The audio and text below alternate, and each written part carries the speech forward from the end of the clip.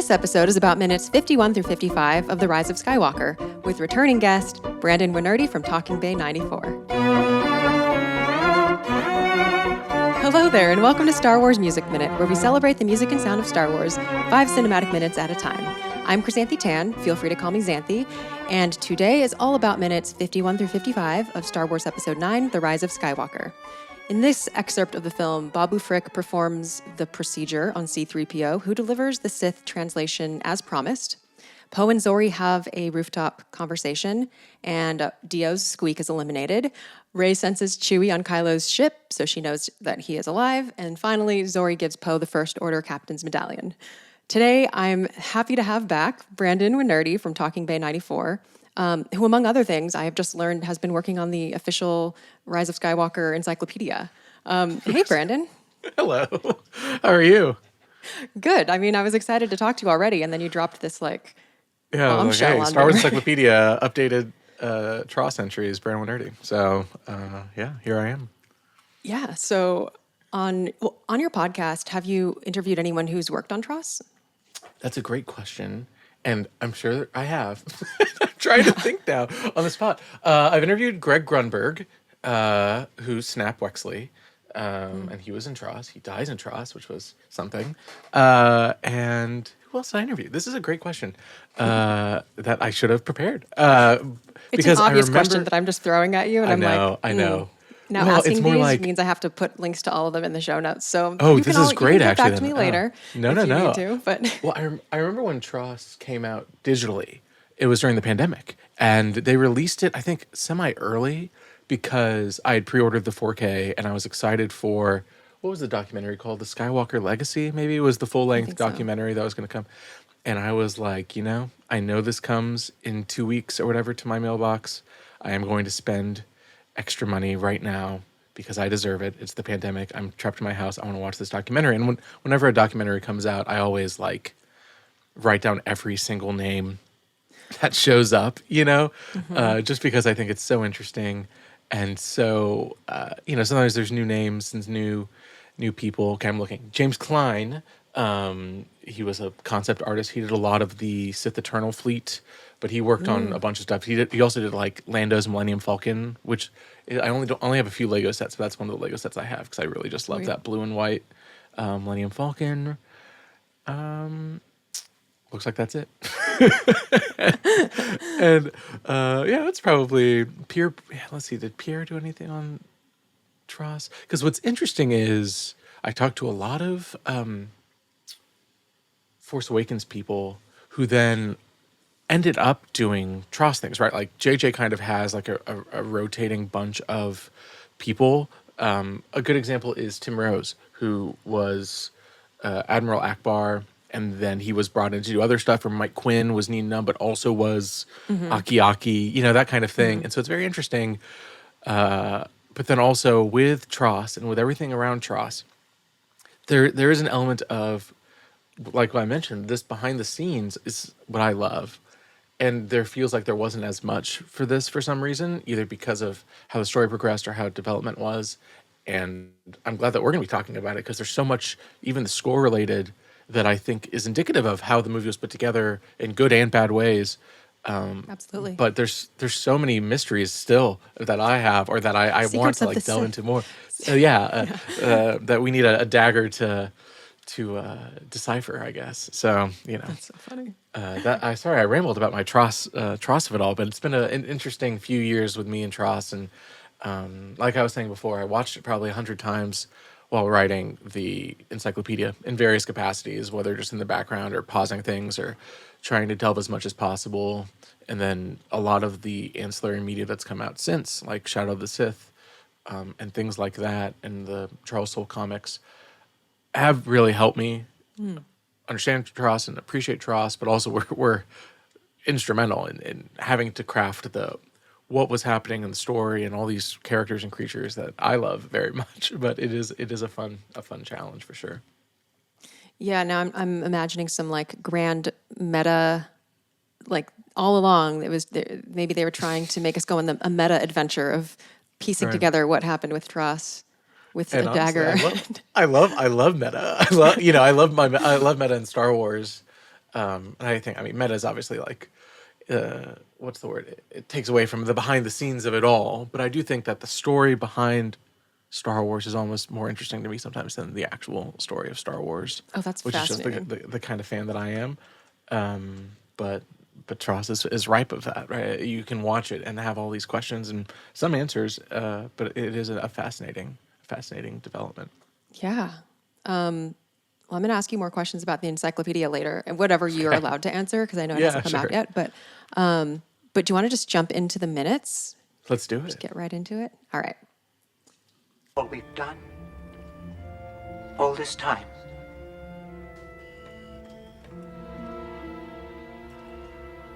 What are you doing there, 3PO?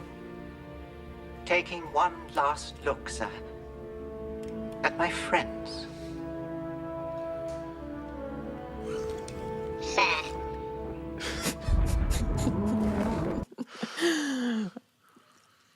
Trailer moment.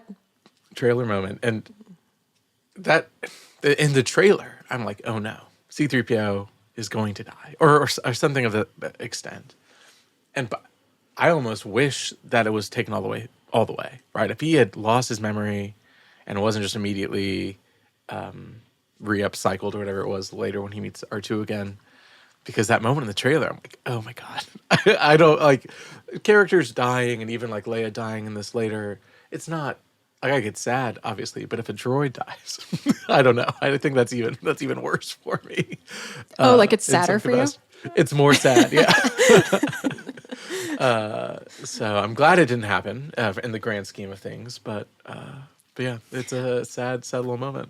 I mean, that's kind of funny, but it's like a droid dying represents the loss of a lot of history, a lot of memory that, like, a droid, especially one who's lived a long life or has been around a long time without their memory being wiped. I mean, Right. yeah, that is a profound loss of a different. It's like someone's diary or someone's records being thrown away. Yeah, I kind of I get what you're saying. Like, Well, and it's also, I mean, C-3PO and R2-D2 are so different compared to even if Dio But it is interesting because C-3PO does get his mind wiped in Revenge of the Sith and loses memory of Anakin, and I do think that's interesting to juxtapose with this. But then also, I've always had not a theory, and it has been parroted across people, but that R2-D2 is like the storyteller of Star Wars, like in a meta sense, going back to the meta of it all, right? And R2-D2 has the memory still and knows it all, and in books and in comics or whatever, he has been called to retell the story in various capacities to Luke or to whoever showing a hologram.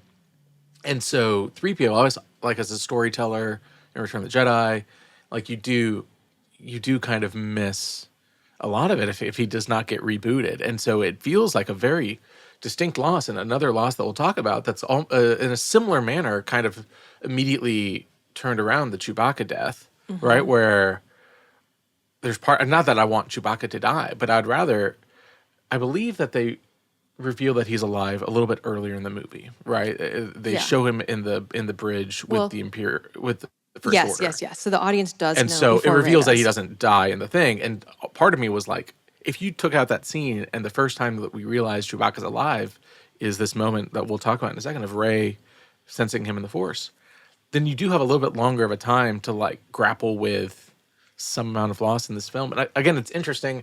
Again, kill your darlings is always a term, and it's like I don't want Chewbacca and R2-D2 and C-3PO to die, but there is part of me that's like, loss is important in these stories, and you lose Leia in this, you lose Han in Force Awakens, you lose Luke in Last Jedi, and it's like, oh, how much more can we really lose during all of this?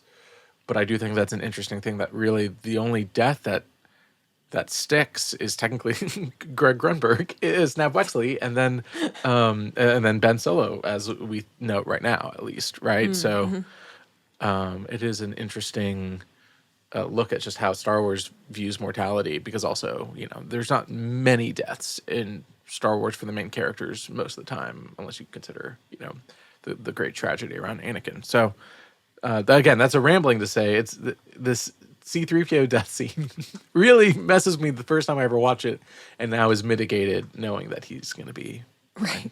Right. The kill your darlings thing is funny because, I mean, the way that you used it is, well, kill your darlings, is normally means like your good idea. You can't Right. put all of your stuff, all of your good ideas into one book or poem or movie. Right. And in a way, like, if someone had had the idea to let's briefly kill off 3PO and let's do it to Chewbacca, arguably those may have been darlings that maybe they should have killed those ideas of killing those characters briefly.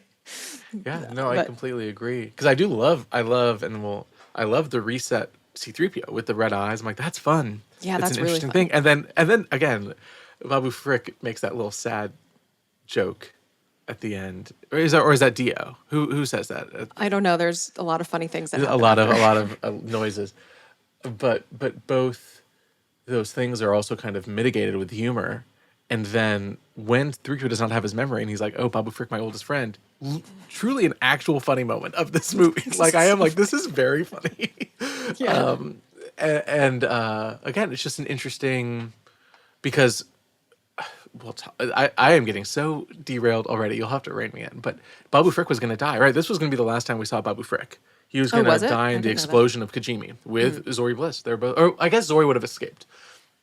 And then Spielberg was watching a cut, and Spielberg was like, "Where's Babu?"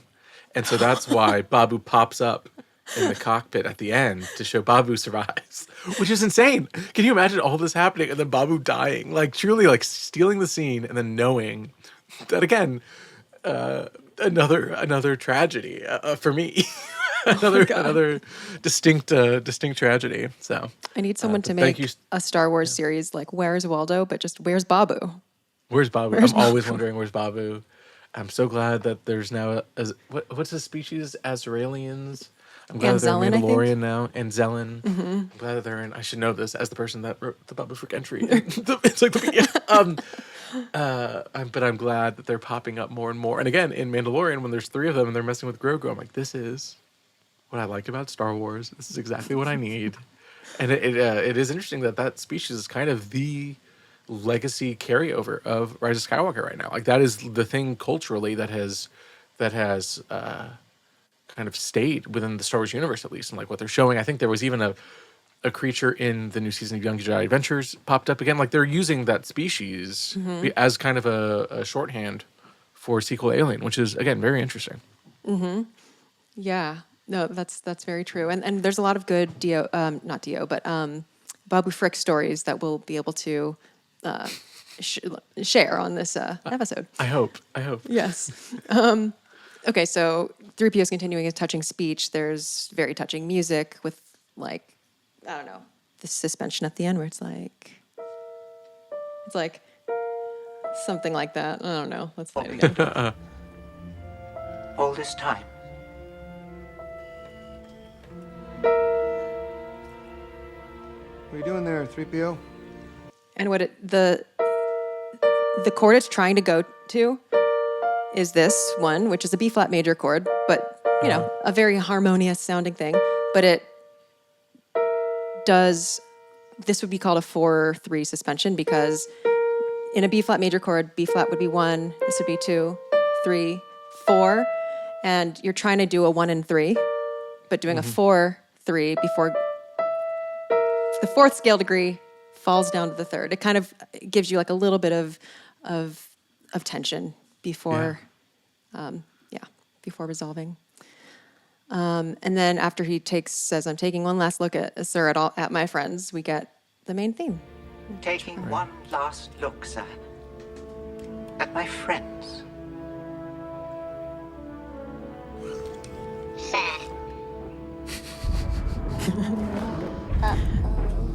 Night raids are going to start soon. And how do you feel about the use of the main theme there?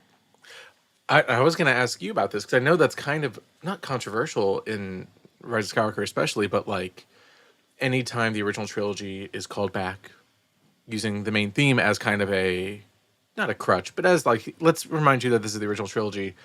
I feel fine in this moment going back to my musings about C-3PO and R2-D2 being the heart of Star Wars. But if there is, because do the droids technically have their own theme that's used? They do in A New Hope, but it doesn't really doesn't carry. Get used much after that. Right. Or is it 'Cause Empire Strikes Back? But yeah. It's interesting. Yeah. But It's I'd be fine with that being C-3PO's theme. You know what I mean? Like, Yeah. it makes sense to me for C-3PO and R2-D2 to have that as their carryover, as their theme. Because, again, to me, they are Star Wars. I think even Lucas agree. At least R2-D2 for Lucas is, like, the most important character. So, like, I understand. And I'd be curious, actually, now going back to Force Awakens, and I'm sure. But, like, when R2 is started at the end of that movie, I'd be curious If the main what theme Williams plays? uses there. Yeah, because it is, because again, it's like the droid death, droid undeath, right, sort of thing. And I wonder, because in Force Awakens, he does create many more themes, I feel like, and very successfully. And this, I feel like he's like, and I could be completely wrong, he is completing them, a lot of these themes, right? Like, I think about the Kylo Ren theme being, redeemed in a sense, right, at the end. Is that what you mean But by it is- completing?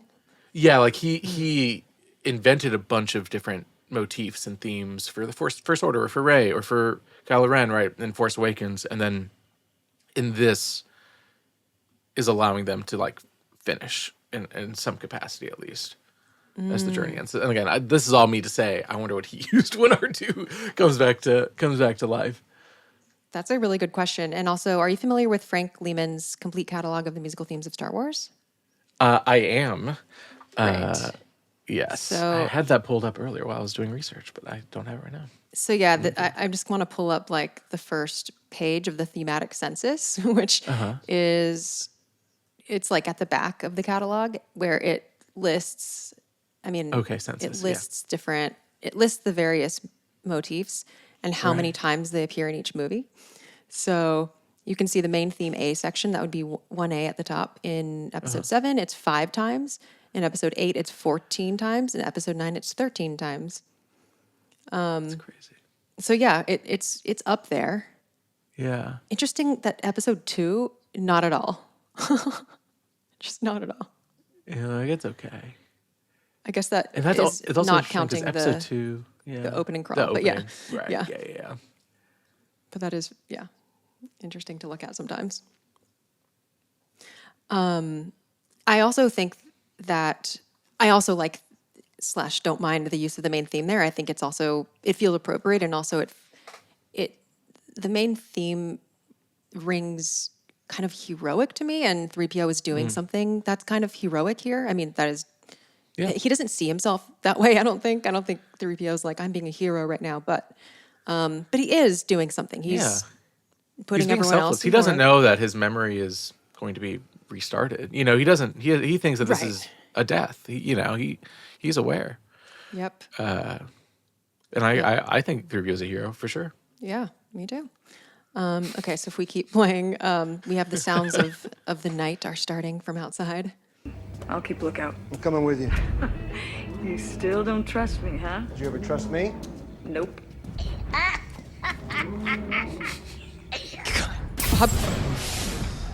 Report, General Pride. There's been a development, sir. The Knights of Ren have tracked the scavenger. To a settlement called Kajimi. Shall we destroy the city?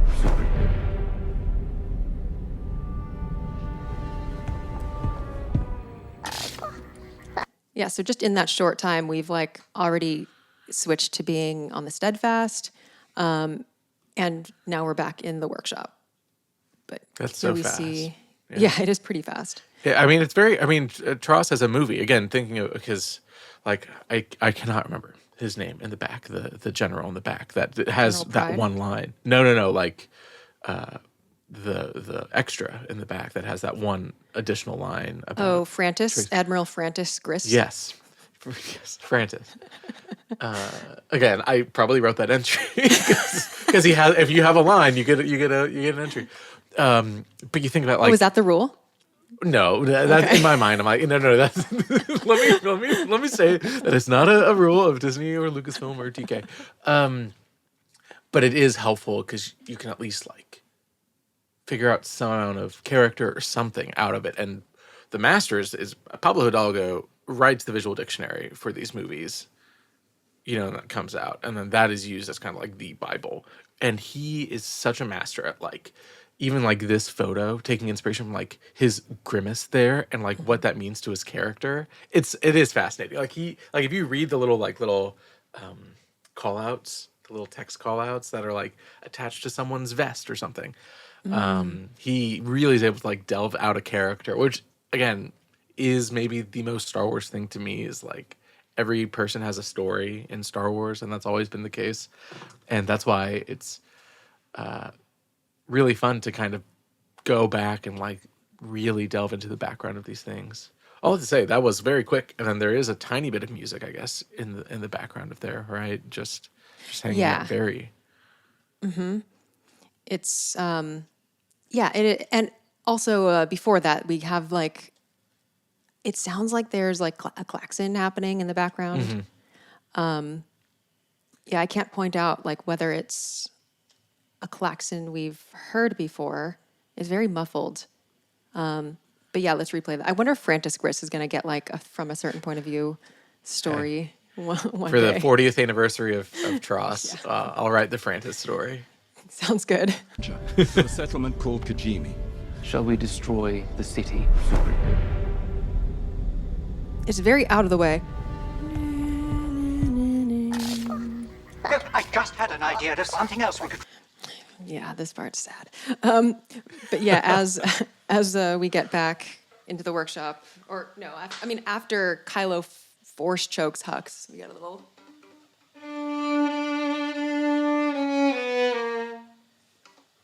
And for those who have been paying attention to all the call-outs of octatonic music, this is another example of something, an octatonic scale, or octatonic melodic movement being used. And basically that's like a scale that is a very flexible scale, or it alternates half steps and whole steps. So this is a half step, this is a whole step, this is a half step, and it's all over Star Wars. It allows for really flexible key modulations and stuff. But it also just sounds like Star Wars to me at this point. Love it. Yeah. Okay. So 3PO actually has an idea. I think I have a part from, let's see, I have a little image to put on screen for those watching on YouTube. I just had an idea, and I love how Babu looks just the tiniest thing, just with a tool stuck right in 3PO's head. Like, I don't know. It looks like it's almost like saying, giddy up, like riding a horse or something. I just love that this was a puppet, right? Babu was a puppet on set with like 5 people working him, right? And then I don't know how they did the 3PO there. I assume that it's Anthony Daniels with a different mask component that they've built, but I have to go back and rewatch. Yeah. And Babu Frik was played by the person who plays Moaning Myrtle in Harry Potter. What's her name again? Shirley Henderson. Is it Shirley Henderson? Yes. Yeah. Yes. And she was so good on set as Babu, improvising the voice and just being really talented at what she does, that they taught her how to do the puppetry. Yeah. Because they wanted her to be able to move the mouth while she's improvising, so they don't have to like post-match it, which is just a very funny story. And it's so good. Yeah. Again, Babu is kind of a miracle of this movie, that like it really works and it's very funny, and every moment, like, because it could really not work, right? It could really not work. Imagine the scene again, the death of C-3PO, and like it not working comedically or something. But it really works, and it is very funny. And most of that is the puppeteers and Shirley like really kind of mastering this little thing. Is it the smallest on-screen creature? Because obviously it's smaller than like Yoda and like Salacious Crumb that like has things to do in Star Wars. I'm trying to think of something. Depends on how you define. Well, okay, things to do. How do you define? Yeah, that? like beyond just like a moment, a zoom in or something. Yeah. I don't know, but Babu Frik's pretty damn small. He's very small. Very small. I wonder what makes Babu Frik work. Like actually, like if one were to recreate Babu, like, I don't know, all the ways that it could have gone wrong, I bet the dialogue could have felt really forced. Right. I feel like having like Shirley Henderson probably just really made the character come alive. Yeah. Yeah. Okay, going to keep playing. I'm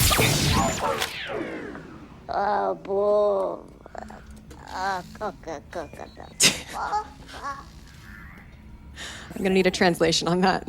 I know. How long's it been like this? First Order took most of the kids a long time ago. Can't stand the cries anymore. I've saved up enough to get out. I'm going to the colonies. How? All those hyperlanes are blocked.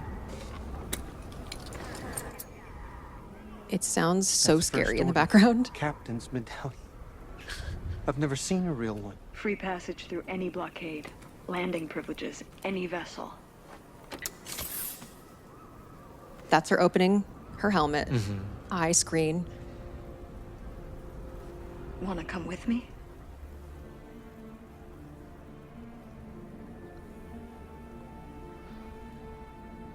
Now this music is very interesting. Not till it's over. Maybe it is. We sent out a call for help at the back. Okay, I'll pause it for now, but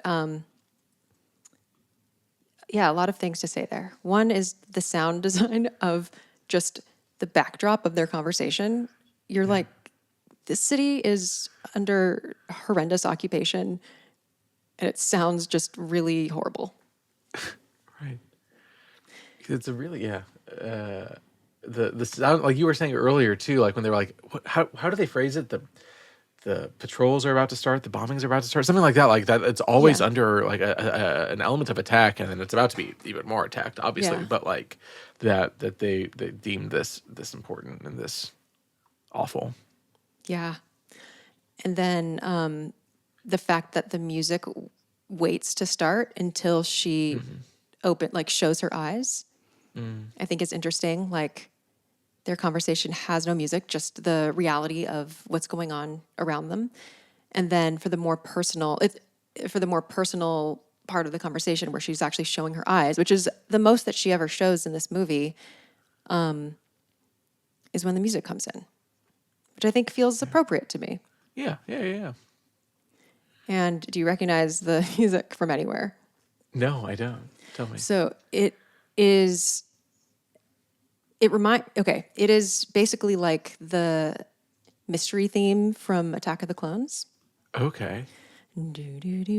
Like we hear it. Okay, what defines this theme is arpeggios, kind of like rolling arpeggios.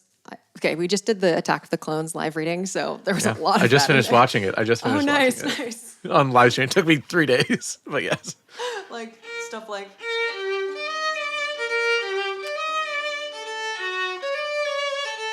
Like that's all over Attack of the Clones. Like especially when Obi-Wan's coming up upon Kamino, and just The mystery theme or whatever it is. Yes. Yeah. We also hear, and I think this is a coincidence, but that theme also pops up in The Acolyte too. Oh, really? Cool. But it's like kind of not specific enough of a theme that it can't have been a coincidence, because it's just broken chords and then you just modulate up a half step. Like it could just have happened. But anyway, it really happens again here. Just like in Attack of the Clones. I did a transcription if anyone is curious, but you can see it just cool. it's just going to do arpeggios up and down, up and down, up and down throughout their whole conversation for quite some time. Like it goes, for about 50 seconds. They're just going to continue doing that. So I'm going to keep playing. Crate. Nobody came. Everyone's so afraid. They've given up. No, I don't believe you believe that. Hey. They The win. pulse is the by making you same. think you're alone. Remember? there's more of us.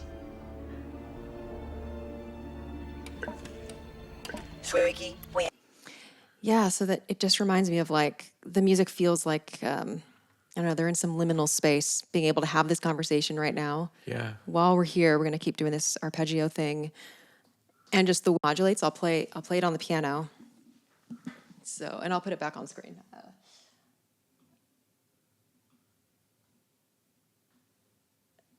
Like, since this doesn't appear on any of the soundtracks, I kind of wonder if like John Williams had to write it later, or if it was tracked from somewhere else, or if he had to just like insert it in later, and just figure out a way to get back, get back to D minor or something, or like I wonder if he timed out like how many modulations this would go through, because it could go on forever, Right. but it's.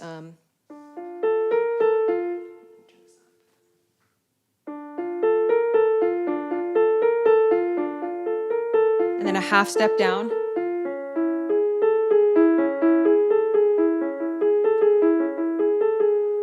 And then up. Half step down. Then it leaps up. Half step down. Whole step up. Whole step up.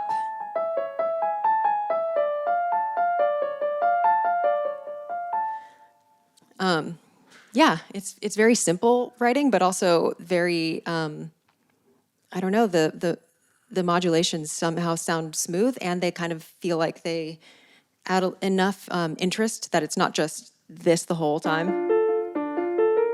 with no change.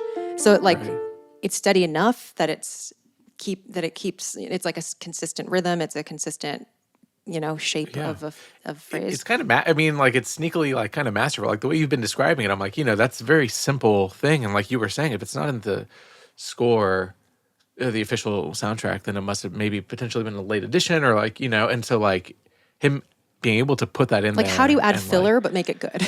Right. the John Williams and team question, I guess. Right. Yeah. It's pretty insane. Yeah. Okay, I'll keep playing. I have a squeaky wheel. Squeak eliminated. Thank you. Very kind. It is funny listening to it with nothing visually right now, because you can really hear J.J. Abrams, which is very funny. Because he's Dio, right? He voices Dio. And it's like, kind of, it's also, I do the same sort of thing in Force Awakens during the Lin-Manuel Miranda song. And you can hear J.J. Abrams like singing it like as one of the background voices. And it's also a little distracting. It takes me out a little bit. Yeah. Okay, so my next question, and I ask people this question sometimes. Yeah. Are you generally someone who does notice the like celebrity cameo? Like, okay, does John Favreau stick out to you too?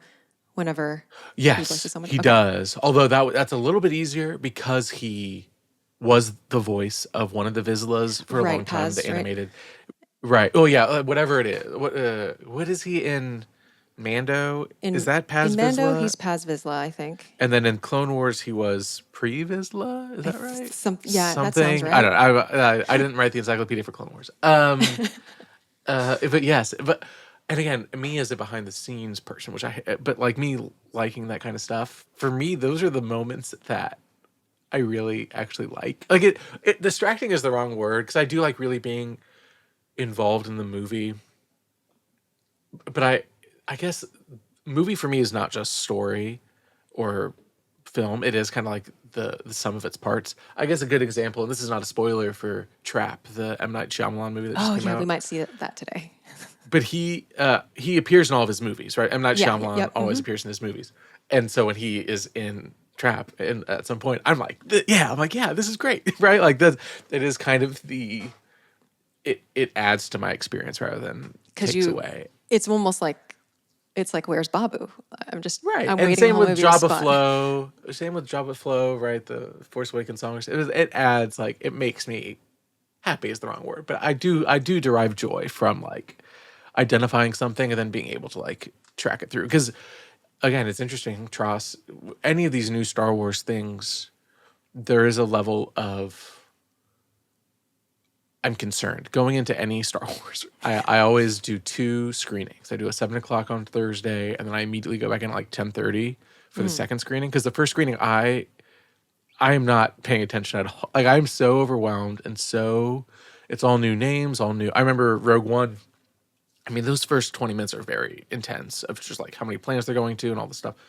And all the planet names are on the corners. And I remember being like, I could not pay attention. I was like, oh, Yadu. I was like new things I didn't know. Yeah, for Rogue One, And I was like, also okay, oh my new God. planet, new and so planet, I couldn't, new planet.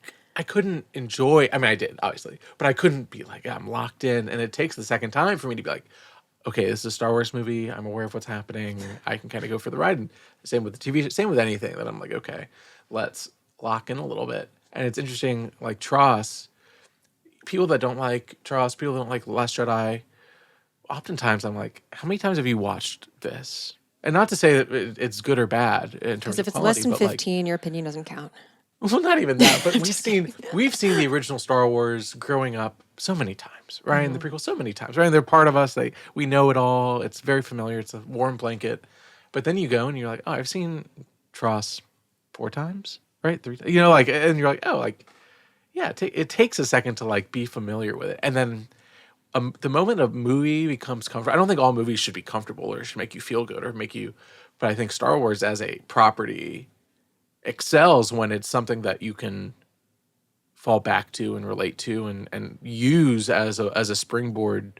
Because again, I think that's kind of, and not to really derail, but the issue I've had recently with Star Wars fans or community is like the end all be all. Like every word is sacred, everything is important, and I've kind of gotten to a point where like, oh, this is all just like incredible vibes. Like I just love everything, and it's all it's something that I can use as a springboard for other things. And I wonder if you had the same experience, but like it was a way for me to kind of channel like, oh, like they're talking a lot about Kurosawa. Who is that? Right? It became like a film school for me of like, let me learn the influences and the inspirations and like delve further that way rather than, and I still read all the books and everything, but it became like making it more well-rounded. And I think going into the music is also a way to kind of take more than what is just like the face value of what's presented to us. Right. And I think that's important. I think that's an important way to view things, especially I this. really agree, and I think I've used Star Wars in a similar way, though with different details. I think sometimes I'll be faced with the question, external questions like, well, is Star Wars even better than this, or like, is it good? And for me, that question doesn't even matter, because what matters to me is that Star Wars is important enough to me that I have depth in the subject. And I think having depth in like any subject or like any media will do that for you if there's enough if there's enough substance in what you're like. With Star Wars, it's just there's so many movies and like it goes so deep that it's an easy Right. one to like find a lot of depth in and a lot of like different avenues to get into. But like it's just the more I know Star Wars, the better I can use it as a metaphor when I need to explain or understand how something else is in life, which helped me immensely growing up. And I just think Star Wars is just my thing that I've chosen to invest a lot of time and passion into, because it works for me as a way to reflect like real life and help me process and develop how I think and feel about things.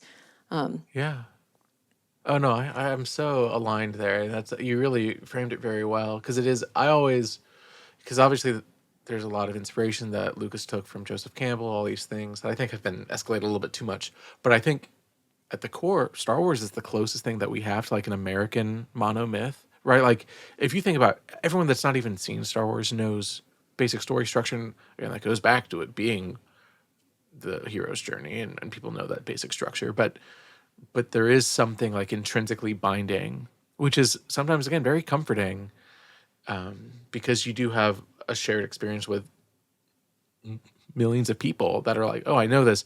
And then there's the additional element, like we're talking right now. I couldn't have this conversation with 95% of Star Wars fans, in a sense. I mean, not to say that that's bad or good, but there is a second level, a third level, a fourth level to Star Wars that I think rewards people that are willing to kind of take that journey down and explore in various capacities, right? Some people really love the costumes, and some people really love the computer effects, and some, or the music. And I think that there are all these avenues to really kind of carve out your own niche and like learn for yourself and grow in that capacity. And I think it's really wonderful. Yeah. And I think the ability to connect with other people on the same piece of media is also a very powerful thing, especially I think for people who tend to not to fit well into their class or society. No, for sure. To begin with. And it's been, I don't know about your Star Wars journey, but it's been a comfort for me since I was 5 years old. And like you were saying, like I did not have friends in school, but I wasn't like the most popular kid. And I was reading Star Wars books underneath my bed or underneath the desk, and like it was a big thing, and it's always been a big thing for me. And it's always very funny. I'll post like, oh, like I have this book coming out or whatever, and then like someone from 20 years ago that I went to school with is like, yes, I remember you being the Star Wars kid. And it is kind of a nice thing, and that binds so many of us together, right? That we all were the Star Wars kid of our individual. Yeah, no, I think people remember me that way too. Yeah, and I think that's nice. I don't know about you. For a second, I was like, ooh, like, have I done too much? Like, am I too big of a nerd? Am I, like, but then I do think that it is nice to have something, and if that something is Star Wars, something that does not hurt anybody, that does teach, I think, good values and good storytelling and good how to be an interesting and thoughtful person, I think there could be much worse things to be hyperfixated on, right? For sure. Than Star Wars. So, well, it was a good tangent. I think it was important. Yeah. Well, I think maybe. I mean, no, I don't mind. I don't mind tangents like that. Okay, going to continue. Something's not right about all of this. Very faint music in the background. Chewie was on Ochi's ship. What? The day my parents left. They were on that ship. Are you sure? There's an incoming destroyer. So did you catch that little Emperor's theme? Yeah, the dun dun dun. But they kind of warped it a little. They went like...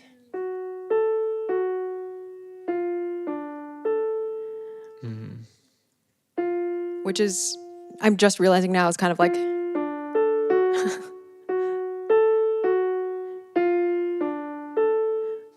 You got Emperor with like a little bit of the back half of Imperial March, something like that.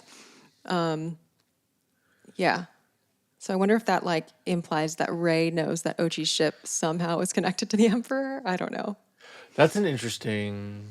Or is it the like omnipresent narrator that like knows that it is connected? Do you know what I mean? Like, are we to assume, and I don't know if you've discovered that, and like, does John Williams as the orchestrator of all of this have any like what was the word, omniscience? Like this, like is he teasing anything that the characters might not know in terms of relationships or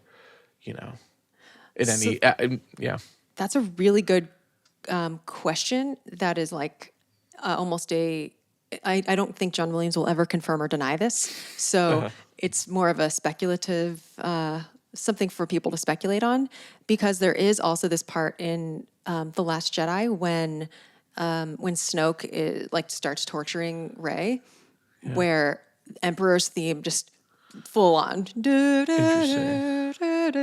And of course, we didn't know that Snoke was really the Emperor and all that. But like, in retrospect, watching The Last Jedi, when Emperor's theme is playing for Snoke, like, I think some people could make a case for John Williams being like a mastermind, just doing this big tease. But then there's also like, well, even if he didn't know that about the Emperor's presence, maybe symbolically the Emperor, either way, the Emperor is still, the legacy of the Emperor is still alive in this room. So either way it works. And that could be like another thing here is like, the Emperor at the end of the day is often implicated in something, you know, either, even if like it maybe a couple degrees separated, but it might not be an on the nose reference, like actually the Emperor in the flesh, but something related to his legacy. Like the First Order itself is like in the, you know, the legacy of the Empire. So yeah. I tend to not be a conspiracy theorist when it comes to John Williams hinting at things, but I can also see how some people are. It's interesting, yeah. Because sometimes he just, maybe unbeknownst to him, does get it right on the money. Like, you know, Emperor's theme kind of being part of Rey's theme. Sure. Yeah. Maybe he knew all along. Maybe. But probably not. But maybe. It is a fascinating, you know, is he now the only person that's worked on every Star Wars movie, right? Now that Lucas is out of the picture. And like, I mean, and like Leia, like, you know, like people didn't cross over to the prequels and the sequels and the original trilogy, like producer wise or crew. I'm just trying to think, like Kasdan jumped in and out, right? But like, but all to say, like, could you argue that even maybe more than George Lucas at this moment, John Williams understands like the breadth of the Star Wars story being told through the Disney era more than maybe anyone, even, you know, Kathleen Kennedy or anyone, right? Because he's been there for every iteration, in some capacity. I mean, I think John Williams's like interpretations of Star Wars are something I wish I could interview him about, because like we get the benefit of watching the movie with the score already in place, which helps us understand how to feel. But when he is scoring it, I mean, sure, he'll have a temp track, and the temp track will be his own music, but older music. But but still, there's a lot of his own like interpretation that he has to bring to what he writes in the score. So I'm curious what his like instincts are, and I'm sure sometimes they're incorrect, but he must have his own read on Star Wars. Yeah, exactly. Fascinating. Yeah. Okay. I go now. Did we get it, Babu? Yep, droid is ready. The Emperor's Wayfinder is in the Imperial Vault at Delta 36, transient 936, bearing 32 on a moon in the Endor system. From the southern shore, only this blade tells. Only this blade tells. When 3PO says that, like his neck turns. He goes, "Only this blade tells." He's looking kind of the right. He looks dead on.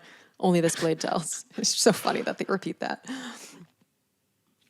Because that's I was talking about that Skywalker Legacy documentary earlier, and that's a major component of that documentary. Fascinating is them trying to figure out what the MacGuffin is, and they don't know the knife. They don't know the knife really for a long time, and they're like, there's one scene of Chris Terrio and J.J. Abrams looking at a big. I'm sorry. Do you mean like they haven't created the knife for a long time? They haven't created what the mechanism is to get the crew from wherever they are to what is it called, Keef beer, right? They don't know how to get them there, and they don't know how to associate the Death Star there. And obviously there's the whole like, oh, why is the Death Star imprinted on the knife in that certain way, whatever it is, right? Like there's some leaps in terms of believability of actually the knife's components.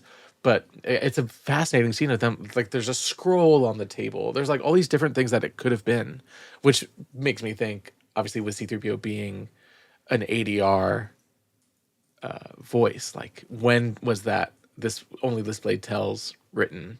Because like it is because they didn't know. They don't know if it's a knife or not for a while. They know it's some Sith capacity thing, but like but it's a funny thing, and like you were saying, they harp on it twice, and so It's Yeah. again this whole process, and I'm not saying it's good or bad, but it is fascinating. I do think it lends to appreciating this movie for all of its components. I think it's really interesting. Yeah, in general, I think when things crystallize later in the process, I definitely don't think that's a bad thing. That sometimes that's how art works. Sometimes things fall into place later, and sometimes that's okay. But now I'm curious how do they say more in the documentary about how they come to the knife?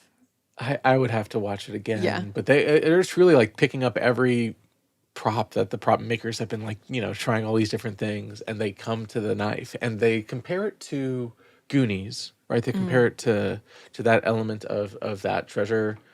But that's all I can remember at this exact moment. I probably will after we're done. I probably will go put on that documentary just Yeah. to, Do you remember the 'cause part of it's the a fascinating one. documentary? Well, listeners, we would have talked about this last week when the John Williams cameo was in Oh, there. sure, But sure. yeah, I think it's in this documentary where they show like Omatris, All the his bar, things. and all the like artifacts It's that represent fun. his movies. Yeah. And he's very touched, and it was very nice. Like it was a very, again, talking about someone that has been in every Star Wars movie, having him physicalized in a Star Wars movie is really kind of special, I think. So Yeah. Did you notice the cameo the first time you I saw did. it? And Yeah. so this is just me, and this is not, I don't recommend this to anybody. How I consume Star Wars, going back to, I have to watch it twice in the first night. The other thing I have to do, quote unquote, is I do go in knowing as much as possible because I can't. I know. Because, well, and I've tried to get a little bit better about it, especially with the TV shows where I have kind of but like, for instance, like I knew Han Solo was going to die going into Force Awakens.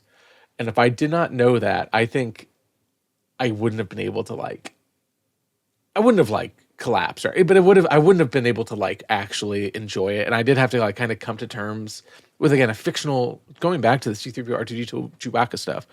There is an element of coming back to Star Wars and then killing Harrison Ford, that I had to come to terms with in some capacity a decade ago. But I do have to know. And so the John Williams cameo was something that was rumored for a while, all to say. So I knew going into and then obviously when he's there, yes, there's John Williams. I wasn't who is that old man that they're zooming in on, right? But I think Is it to mitigate an emotional response? Is it so that your emotions don't distract you? It might be. Okay. It might be a Are you little in bit of therapy? that. And I'm again, just I try not to. No. I think that's a valid question. Going back to kind of what we were talking about, because again, Star Wars is so specific to me, and it goes all the way back to again, I grew up learning how to use the internet to read Episode 2 spoilers. Was really 2000. I was 8 years old.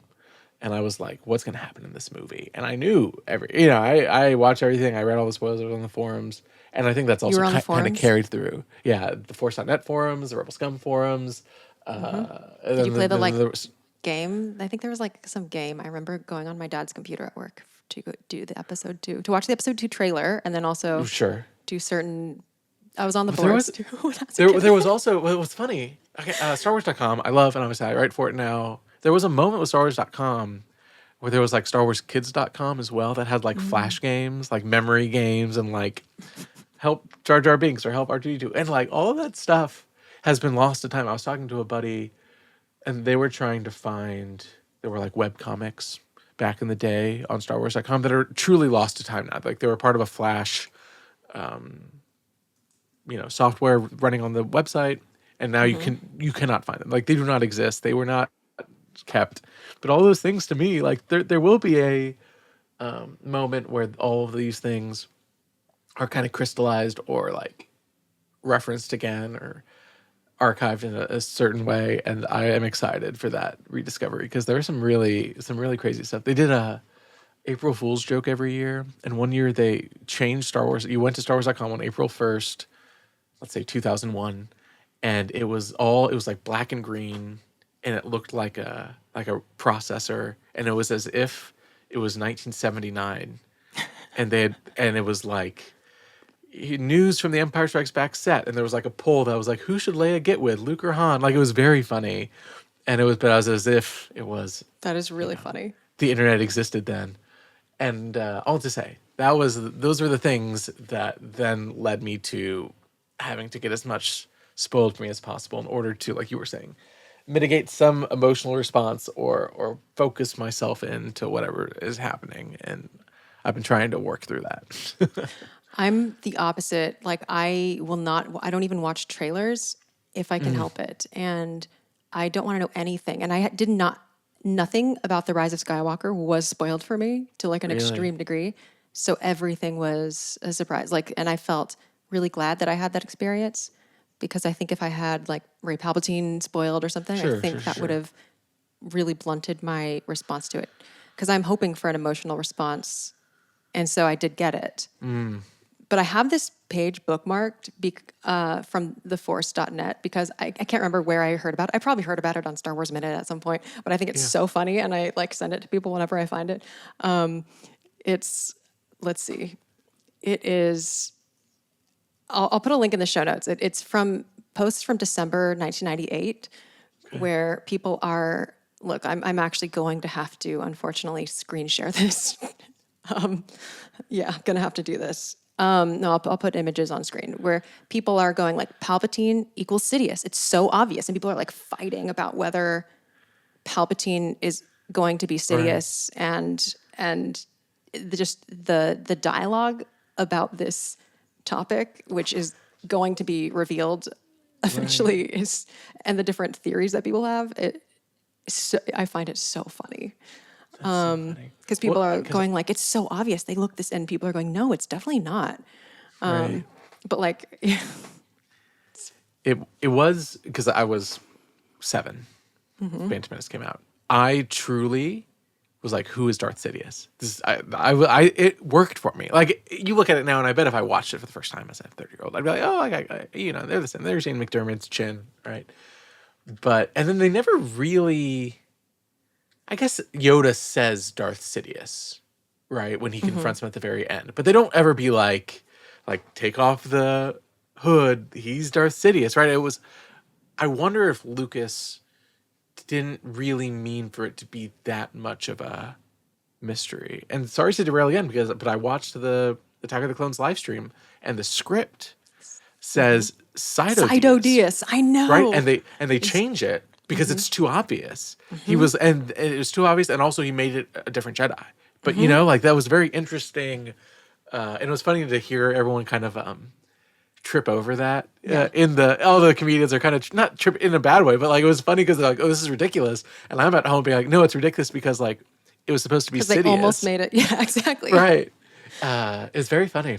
Yeah. No, when I stumbled upon that in the script, I was like, "Oh, it all makes sense." Sido Diaz. And then they went and made a whole backstory for Sifo Dyas instead. But but still, that's so funny. Yeah. It's great. I love, because both with Phantom Menace and Attack of the Clones, I forget, because Phantom Menace, I had the illustrated screenplay, and that had some of the additional scenes that are read in the live script reading, right? Like there's like, I think the 2 droids talking near the beginning of Phantom Menace. That's not in the movie. That kind of stuff. So I'm familiar with those. But Attack of the Clones has moments that I'm like, I never read this script, I guess, right? Yeah, that they just kind of cut out. That is, it's so overstated in the script and then so understated in the final cut that I really almost like respect the restraint that Lucas has in his editing, because he is chopping it to be just what is needed. And it reminds me kind of in this Rise of Skywalker that we just watched, of the 15-second scene on the Steadfast, like that's kind of a Lucasy thing to like just cut to the heart of every moment and keep it moving as much as possible. But totally fascinating. Yeah. So in this part, okay, so we have the really, really wonderful. I really like it too. It makes me have many questions about protocol droid programming, like why when he does this thing, why does his voice completely why does that whole thing happen? I'm not sure. I guess the voice module is like baked into whatever part was deactivated. I'm not sure. But before that, I want to go back to what Babu Frik says, which is, "Droid is ready." Let me replay that part because there is a bit of funny behind the scenes for that line. I don't know if that line itself was improvised, but like obviously Babu says that in basic, in English. so it's not in Anzelin or whatever. Now, did we get it? Babu? Here we go. Yep, a droid is ready. Yeah, so because, what's her name? Henderson? Shirley Henderson says that part in English. They wanted to have her say droid is ready in the different languages that they do this film in. So they phonetically had her like mimic the other languages, and so she says that in a few different languages. So I have some clips to play. Oh, thank goodness. So here's Spanish. ¿Lo tienes? Babu. Sí, droide está listo. I love it. And it's funny in all of them, so it's going to be great. Oh, Here's that's Italian. Sí, el droide es pronto. Here's German. Yep, der droide ist fertig. Here's French. Ouais, droid est prêt. And Chinese. 机器人弄好了。 It's so good. Yeah. What a talent. Babu Frik, champion. Yeah. And I think that's just such a fun little detail. And listeners, if you've seen this movie in a different language, I didn't like capture it. I didn't go through all of the languages on Disney Plus. But if you've seen it in a different language, and you want to confirm whether "Droid is ready" is spoken in your language in Basic, do let me know. I think it's really funny. Okay, so now we'll find the spot where we were, and there we go.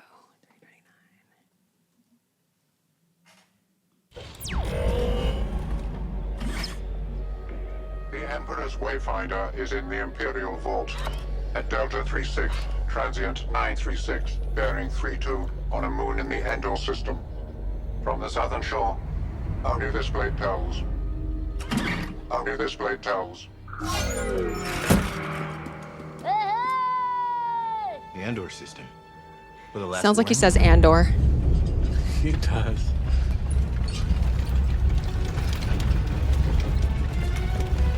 Great. Friends Destroyer. Kylo Ren's theme. Chewie? Yes, I do think Finn or like John Boyega just misspoke, or like he says Andor, right? Kind of. He says the Andor Kind of. system. Can we play it again? Yeah. Yeah. I think it's before this. On a moon in the Endor system. From the southern shore, only this blade tells. Only this blade tells. The Andor system. Where the last war ended? Well, it kind of sounds like Andor. It sounds a little bit like Andor. And I definitely misspoke. I do love how different Star Wars things are pronounced across, right? Even Lucas saying Han Solo, like all that stuff, and Lando saying Han. All of those things, again, kind of add up to Star Wars for me. Where again, I'm just like, yeah. Sure, say however you want, right? Alderaan, whatever you want to say. I think it's very funny. It's kind of, even my last name, people say a bunch of different ways, and it makes Star Wars feel kind of more real, or kind of more, like if these were the words that we were having to say every time, like it would come out. However, John Boyega said it on that one take, right? But maybe it was an Easter egg. Maybe they were like coming soon to Disney Plus. Do you like it when characters are consistent in their pronunciation? In what capacity? Like as an example. Like Lando always saying Han. Right. Like that just being his pronunciation. Well, I love that. And then I could be completely wrong, but in Solo, when Donald Glover he does not do a Billy D. Williams impersonation, which I think is the strength of both him and Alden are not, they're channeling the characters and not the actors, which I think is wonderful. And I could be wrong, but I'm pretty sure he says Han a couple times, but is saying Han to get a rise out of him. And I think there are some character moments in there. And I have not seen Solo maybe in a year, so I could be wrong.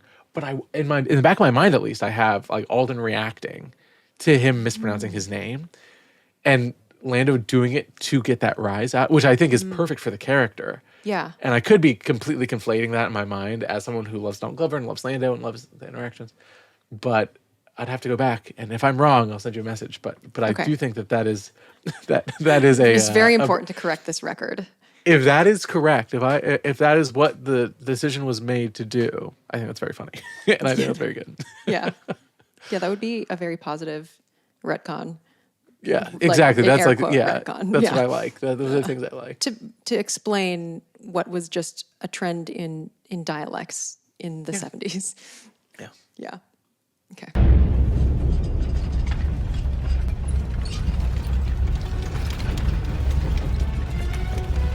Great. Friends destroyer. That's his aggressive theme. Then we just have Chewie. What about him?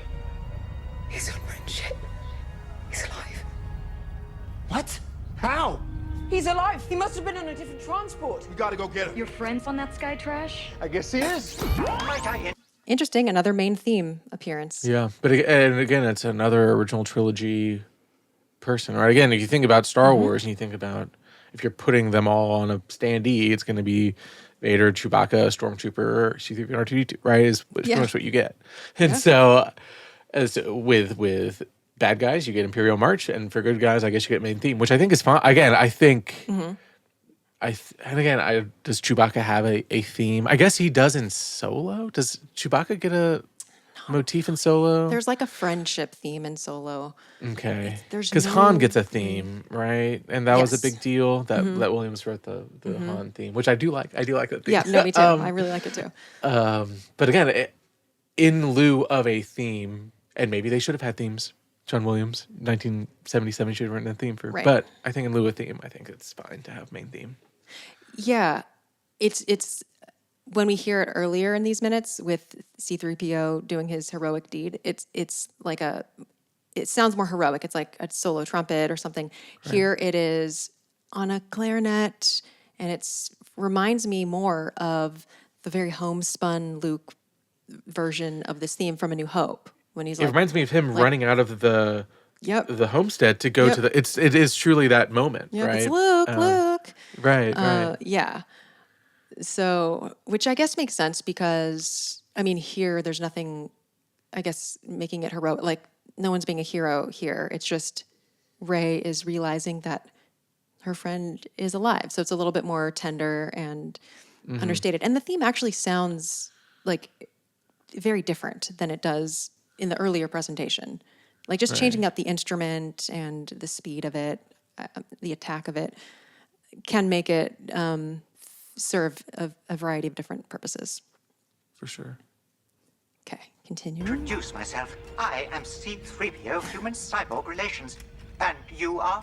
Okay, that's going to be a problem. Hello, I'm Babu Frik. Why, hello. I mean, that's funny. That's... Again, like I remember when the trailer came out and it was like they fly now, right? And it's a little bit Marvel-y, right? You're like, okay. And then that line from Poe is a little Marvel-y. It's a little bit, a little too colloquial. But when I was rewatching this to prep, and I did laugh. It's not just colloquial; it's a little snarky, like in a. Yeah. Which, to be fair, like Han was always snarky. I was going to say, which is not. Yeah. Right. I think it's maybe just the tenor of it or like, but it works. I don't know. Like I was watching it and I was like, I laughed. And then Babu makes the little, and I laughed then too. Right. And it, there's the moments of levity that I don't mind. And again, as someone that has watched this movie over and over again now, it becomes comfortable for me.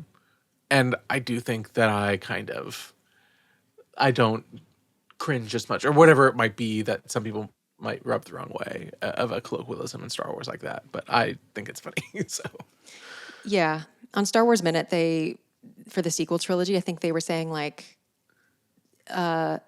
with regard to jokes and things that feel like modern humor to them or something, I don't know, or maybe they were talking about fan service. So I'm sorry if I'm misquoting, but they're basically saying it's like there's like a 70-30 split where like what's embarrassing is I can't remember if they said that or if I said that on an episode. But we were talking about a 70-30 split at some point where like maybe 70% of it works for people and 30% of it does not work. But not everyone has the same 70-30. There's different, so. And I mean, that's true of comedy in general, right? Or storytelling in general, right? Not everything works for everyone. And it's been very interesting that, especially that first Star Wars, the 1977 Star Wars, worked for everybody, right? In a very magical way. Like that movie can't happen over and over again. There's only been, 10, 20 movies that work for, like, that are like, this worked for 99% of an audience, that like it, in some capacity, like the emotional stakes, the storytelling, whatever it is, there's not many movies that do it. And you always then judge Star Wars on itself. And I think that alone is what makes it harder. Like, if you're not expecting anything, then it's you have the easiest job pleasing people. Right. The more people have expectations. Right. And Star Wars maybe has the highest expectations of any franchise. I mean, compared to even, again, Marvel or DC or Harry Potter, whatever it is, like Star Wars is on top for a reason. Because it's had the closest thing to a perfect movie, and then Empire pretty close to a perfect movie, and then you kind of have to go from there. And I think every Star Wars movie is good, but some people have some idea of Star Wars as well. That's the other problem. Like, again, going back it's to not how just many times high have you seen Star Wars. expectations; it's just different expectations, and maybe impossible expectations. Like, okay, a lot of people, I'm like, when was the last time you watched Star Wars? Like, when was the time you actually sat down and like turned off the lights and sat there and watched Star Wars? Because A, is a lot of fun to watch, but B, some of the complaints that you're making or some of the things that rub you the wrong way have always been there. And you're just like watching a YouTube clip or you're reading a Wikipedia page and you're not actually like engaging with the actual medium to get that tactile feel. So because our memories of the things change.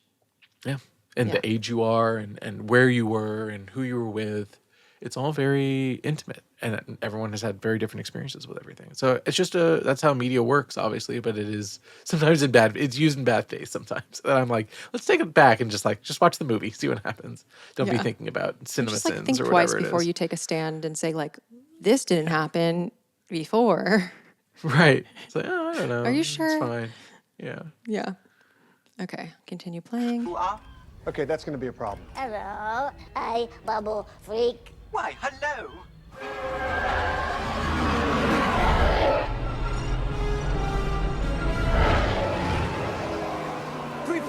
Move your Okay, I want to call attention to not only Kylo Ren's theme there, but the like before then. You can find this at the beginning of track 8, Fleeing from Kijimi, on the soundtrack. It's also on the For Your Consideration soundtrack, track 7, also called Fleeing from Kijimi. What John Williams does there, like the rhythmic, basically there's the meter like changes partway through, which is something he often does in action cues, and it keeps things driving forward. So it's what it is. It's a group of, I'm just going to screenshot my notes. It's a group, it's 4 groups of 3 and then 2 and 2. And so I'll play it again. And I'll count while we're playing it. Let's see, I'll play it directly from, okay. It starts right out the gate. So let me try again. Okay. 1 2 3 1 2 3 1 2 3 1 2 3 1 2 1 2 1 2 3 1 2 3 1 2 3 1 2 3 1 2 1.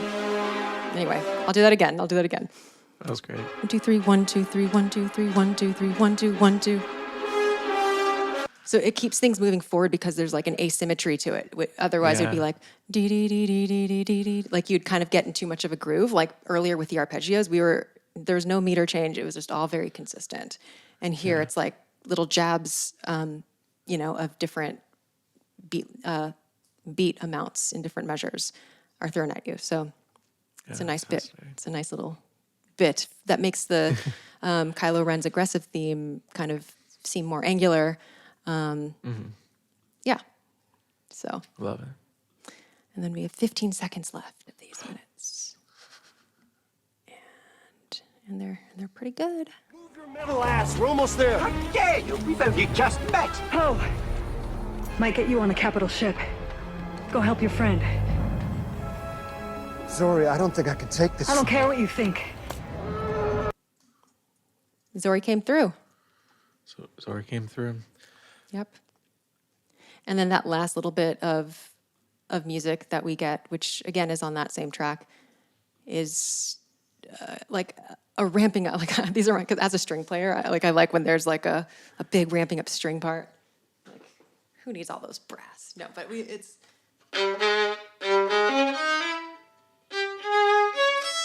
Whatever it actually is.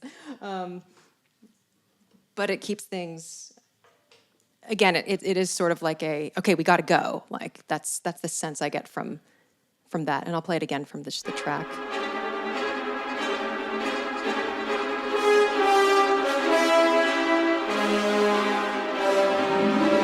Here. Like, come on. It's almost like the bass in the background's like boom. Yeah. Come on, let's go. Yeah. That's so good. See, I love coming on because you are so articulate with what you're describing, but in a way that I never think about when I'm watching Star Wars. I was going to be like, oh, Poe Dameron said ass. That's funny. Because he says it. That's also worthy of discussion. He says it in Last Jedi, I think. He says big ass door, I want to say, maybe. And that was the first time ass was ever said in Star Wars. Oh. And then I believe this is the second time ass is ever said in Star Wars. Both Poe Dameron. Goodness, Poe. I think, not to make this a crass discussion, but it is, again, talking about colloquialisms, there's Oscar Isaac saying ass. So that's what I bring to the discussion here.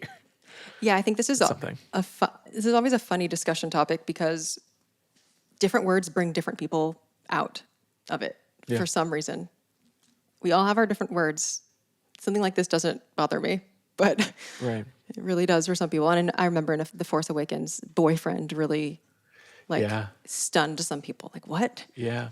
Why are we saying boyfriend? Well, it's funny because in Attack of the Clones, it says bow. Does Owen Lars say bow, or is that in the script only? That they say the word bow to describe Beru? That's a good question.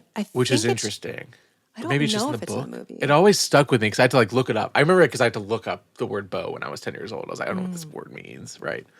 But it was instead of saying boyfriend, girlfriend, that's how at least Lucas wrote it in some capacity once. But yes, and then Force Awakens saying boyfriend, what else?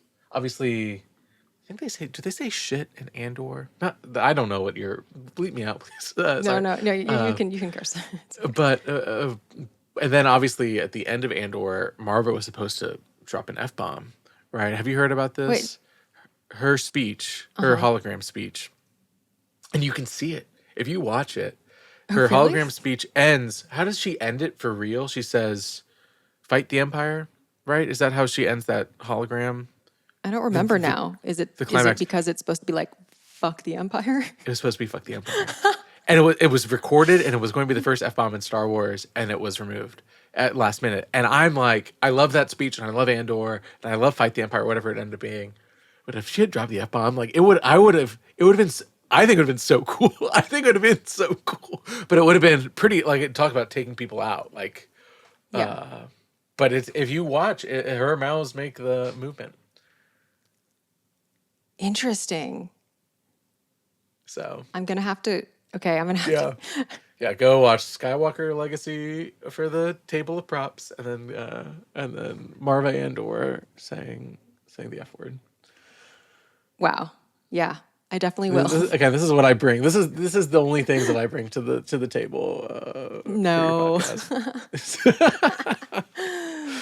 Oh, that's funny.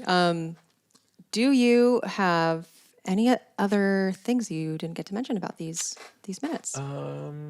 No, I mean, just in general, I think Keri Russell as Zorii Bliss is a very interesting casting. Obviously, she's a JJ mainstay and was brought in to do this. I wish she was in it more. I think she has a very cool costume. She's a good story. Again, part of the encyclopedia work, I went and read, what is it called? First Flight? Free Fall? Poe Dameron Free Fall? Yeah, I read that too. Where you get their backstory. Yeah, and that's nice. And I remember when Poe Dameron was going to be a spice runner, people were like, that doesn't make sense. He was in the rebellion. from a young age, blah blah blah. Like, and that book does a pretty deft job at weaving that all through. But it was just nice to get backstory on her because I do think that she's a fascinating character, and I hope that in the future, whenever they're making new things, that they keep her in mind to come back in some capacity. Because I would like to see more and to see what's going on. Why do you think she was an interesting choice, Keri Russell? Why do I think she was an interesting choice? Again, some of JJ's earliest things, right? Felicity, obviously, and then Mission Impossible 3. Is that him? Yeah, Mission Impossible 3 is him. And that was his first directorial job. Am I making this? I'm going crazy. His first feature film directing, and so she's like a comforting figure for him. I feel like when he's putting her in things. It is his directorial debut. I'm fact checking. Mission Impossible 3. See, look at that. This one time there was a trivia question, and it was, can you name? And it was the final round, final everything, and I'm with my friends, and I'm good at trivia, but it's like whatever. And the final question was, for 30 points, whatever, name every single Mission Impossible movie with its director. And I'm like, let's go. Like this, this is the only thing I know how to do. Anyway, all to be said, interesting, because I remember in the lead up to this, in the press for this, there was a lot of conversation about her eyes and like how expressive she is, blah blah blah. And obviously there's the moment that we just saw but then everything else is you could have had any other actress. Yeah. And I believe it was her choice to not show her whole face. Yeah. And I'm like, I get it, I understand. But she is a very dynamic actor. Actually during in the lead up to Rise of Skywalker, maybe right afterwards, but she was on Broadway, and it was like a very small production, but it was her and Adam Driver were the co-leads of the production. And so there's a bunch of really actually very interesting like press photography of them together. And obviously they never interact in the movie, but they spent a lot of time together after filming or whenever it was. I don't remember the title of the play, but it was kind of this moment in Star Wars as well, where again, and she did a bunch of press for it, because she is a very popular actress. But again, I would just like to see more Keri. But yeah, that is interesting. I mean, I think it is interesting that the actor chose not to show her face. And maybe she was thinking, well, it probably would take some people out of it if they were already huge fans of her to not expect her. But I also think like it is impressive what she was able to do with her eyes and her voice, because her voice is, a lot of it is just carried through her vocal deliveries. Yeah. And it was probably a lot of ADR, right? She was doing that in a booth, right? And that's again that's a very hard thing to convey emotion and to convey for sure anything. For sure. I remember she was saying that it was to impress her kids. I think her kids were like, "You got to be in Star Wars. You got to have an action figure." And again, I'm like, "Yeah, hell yeah!" Like that that's would do great. it. I would, that explains it. So yeah, very cool. For sure.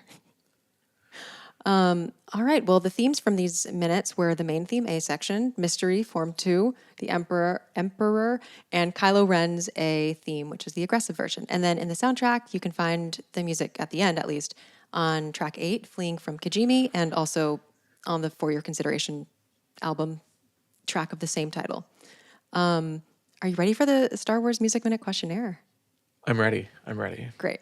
This is your second time taking it, so do you want me to give you your old answers first or last, or after? Well, you can give them to me because I went and looked. Okay. So I wouldn't repeat. I wouldn't. Okay. But yes. Yeah. So you can let the audience know what the stupid things I said last time. Great. Okay. So the first question is, in exactly 3 words, what does Star Wars sound like? Previously, you said Ben, John, James. And it was Ben Burt, John Williams, and James Earl Jones, which I think was a pretty good... It's a very good answer. It's a good answer. And I was like, and I didn't want to give the same answer. I stick with that. I think any conversation of not having Ben Burt in, like, obviously this is a music podcast, but the sound design of Star Wars almost equal in John Williams, in my mind at least, just how dense it is. And it's so crucial. I mean, I was lucky to go to Ben Burt in conversation at the Academy Museum last year, and have him like talk about basically R2 and every robot he's worked on since Star Wars. They'll be like he did Wall-E, like he's done so many robots. They'll be like, give me something, but don't make it sound like R2, but like we really love R2. And he says at the end of the day, what people actually want is R2. Right. They'll be And like, it's him is the other thing. It's him doing baby voices. And then, I mean, there was an article today and it was like, Ben Burtt confirms he's Vader's breathing. And I'm like, yes, we've known that for forever. But again, he is just kind of, and then I love that like Matt Wood has kind of taken on that mantle too and has become Grievous and Battle Droid. Like, I think that is such a, like an interesting thing that adds, I think, to me at least, like this element, this comfort of Star Wars, that these people are so multi-talented that they're able to. And there's like a DIY-ness to it, like when in working on stuff, when they're like, okay, I'm just gonna have to record this thing myself. Right. I mean, even experiments. Even JJ being Dio, I think is charming. I think that like because apparently it was the temp track, and then after a while they're like, well, let's just use this as and I think that's nice. I do agree that there's some element of Star Wars more than most other movies. The only other thing I can think of is Peter Jackson in Lord of the Rings would always appear, and you'd always be like, oh, that's nice. Like he was in every movie, and then like some of the paintings are him and his wife. I'm like, that's that's cool thing. But it is interesting. But Ben Burtt, I interviewed him last year with Randy Tom for StarWars.com, and it was only about Return of the Jedi, and I was like, had to be very. It was just like, let's just talk about Return of the Jedi, and it was very cool. And at the end, so this is a little inside baseball. This is not supposed to be braggy, but it's going to sound kind of braggy, which is, I was then about to fly out to San Francisco to go to the Return of the Jedi 40th anniversary party at ILM, original ILM, because I'd interviewed somebody and she invited me. And I was like, okay. And then so at the end, I was like, oh, and if y'all are going to be at the anniversary party, like, I'll see you there. Just to like add an element of like recognition in case I went to. All to say, I did go up to Ben Burtt at the party, right? I had a couple drinks. I was like, okay, let me go say, and he's with people, and we were talking, and someone is walking by us while we are talking, and we're just doing pleasantries, and she's carrying all these hangers. They were displaying like crew T-shirts, to be like, oh, like here's, yep. And she drops the hangers, like these metal hangers, on the cement floor of the original ILM building, and they kind of clatter. And me and Ben Burtt are talking, and Ben Burtt he turns, and he's like, that was a fantastic sound. Can you make that sound again? And he picks up the hangers and then drops them again to like hear the sound. And I was like, this is potentially the greatest moment of my entire life, right? Like it was a pretty intense. Cool. It was a pretty intense thing. And I was like, and in that moment, I was like, I've done a lot of things and I've worked very hard to get to certain places. And this was the, like, I think that was enough for me to be like, that's fine. That's all I really need in this life is that. So, Ben Burtt, man. But I didn't even answer your question. I know. I'm like, I derailed you, but what? No, okay. no, In exactly 3 words, what does Star Wars sound like? Okay. So now I'm gonna so now I think Williams, Goranson, Chiquino is my new, is for this. Because I think if you think about Star Wars, like we were saying earlier, like Williams' 9 movies, heartbeat of Star Wars, and then Goranson really kind of revitalizing, I think, like what Star Wars can sound like. And we do equate a lot of that now. Like now his style is being not aped, but his style is being replicated and carried through to Book of Boba Fett and these future shows that he's not really working on as heavily. Mm-hmm. And I think that's fascinating. Because he a pretty indelible mark. And then Giacchino, I think the Rogue One score is wonderful with the constraints that he had, right? For sure. He had a month less than that. But also uses no themes, really. I mean, like maybe like small, like, but he reinvents what a Star Wars could sound like without Williams. Yeah, motifs. And that was a really big moment, the first time without Williams. Yeah, and then so all to say, that has carried through then to the other shows that we've gotten, right? Mm-hmm. Not all these Kenobi or Andor, all these shows have had to kind of take up that mantle and move forward. And then you have these moments of Williams coming into Kenobi and potentially taking up whatever it is, right? Yeah. But I do think, so my answers are those 3, because I do think that has kind of shaped, in my mind at least, like what Star Wars can sound like now musically in a variety of components. But yeah, I really like that answer. Okay. That's good. I'm just trying to impress you is really what I'm all right, then I'll let you know after everyone if you've impressed me. Yes, thank you. I appreciate it. Question number 2. What is something related to Star Wars music or sound that you want to learn more about? Previously, you said more behind-the-scenes stuff about the music and sound design in the Disney era. Yeah, and I saw that, and I was like, still agree with that, right? Because we have gotten some stuff, which is very nice. I did for Christmas. I've been wanting it for a long time, and this I am leading into my third question, but I got the music of Lord of the Rings book by Douglas Adams, I think, and it's a very in depth, like, here's every single page, here's every single thing, and he worked very closely with Howard Shore, and there's part of me selfishly that's like, I would love that for Star Wars, Yeah. right? And so that's the answer now is what I really would love is, like we were talking about earlier, like I want to know about John Williams' relationship with Star Wars, and not just the story and like the directors he's worked with, but the actors I think is very fascinating too. Like, he has talked so publicly about how much he loves Daisy Ridley and like seeing her on screen. And I do think that's very interesting. I wonder if he's had similar reactions in the past to a Carrie Fisher or to, you know, like, I don't know. Because there's been a lot of documentaries and a lot of things, but he has such an interesting process bringing in the directors, and then I think recently kind of bringing in the actors in a sense. And so I'll have to say, John Williams' relationship with Star Wars is something I really want to know more about. Yeah, like both with the media and like the meta, like in the production of. Exactly. Yeah, I would love that too. And it's like such a blessing and a curse that he's so not on social media, just like sharing everything. Yeah. Right. Yeah, both the media itself and yeah. Okay. Final question. What is a score or soundtrack that you're fond of besides anything Star Wars? And you said last time Halloween by John Carpenter. Yeah. I stand by that. That was a good answer, Brandon. Okay, so new one, I've kind of been teasing it through, is, I mean, Lord of the Rings is my other like big fandom in terms of comfort, in terms of how deep I've delved. Like, you can kind of even see behind me, it's like there's one row for comics, and then there's two rows for Star Wars, and there's one just for Lord of the Rings. And so Lord of the Rings, again, going back to like me growing up and learning about how movies are made and being familiar with the source material before, but the Howard Shore music has been really beautiful, and probably the things I've been listening to the most throughout my entire life, even more than the Star Wars scores.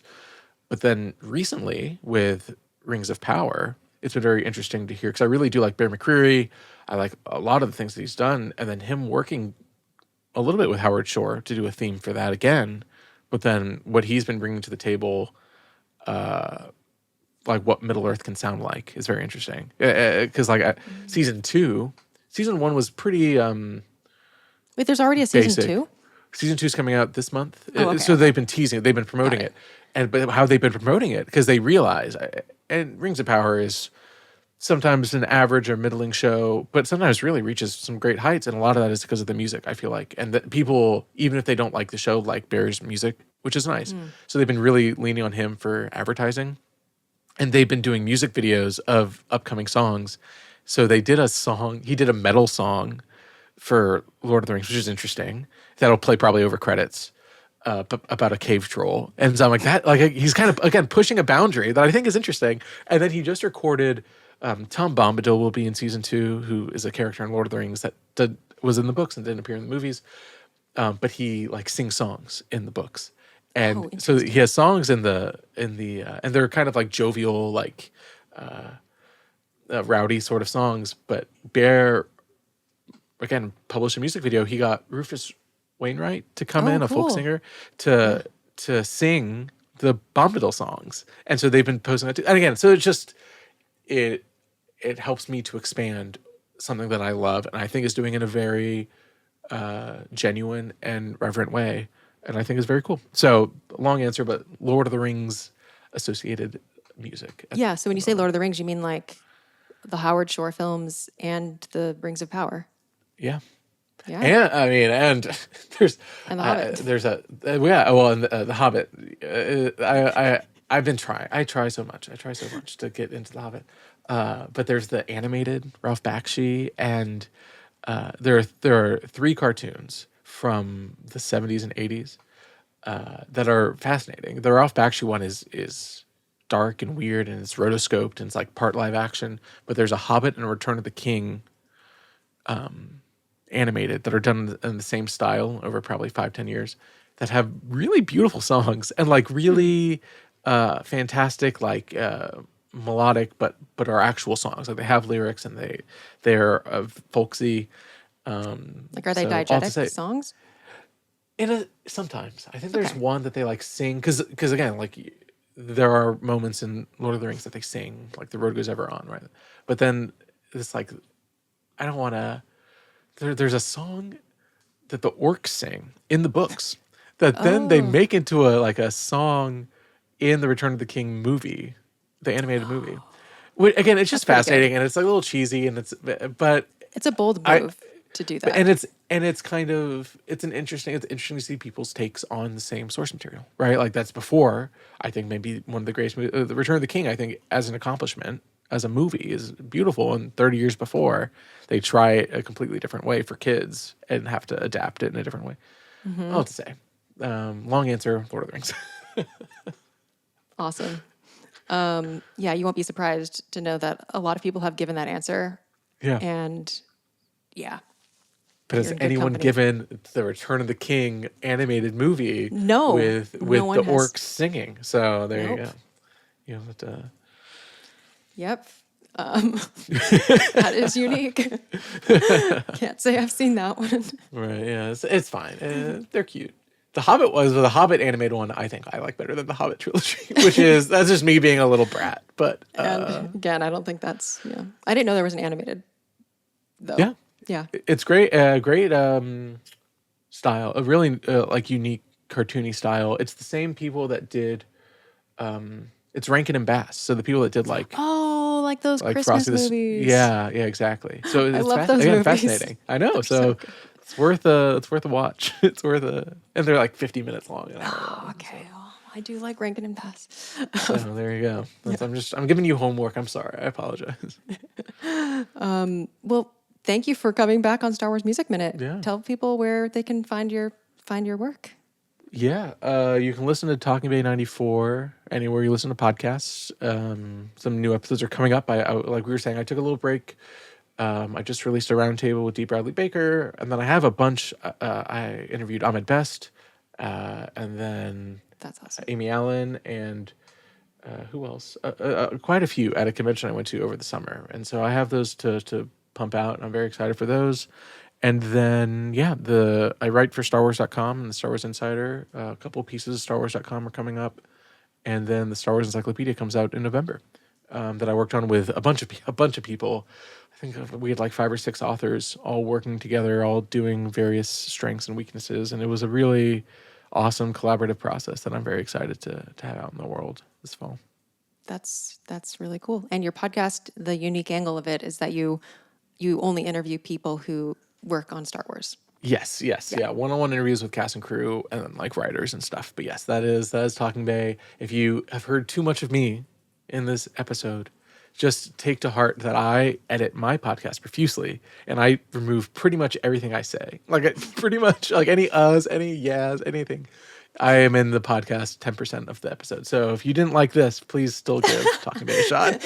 If you didn't like me on this, I promise it'll be okay. That's really funny.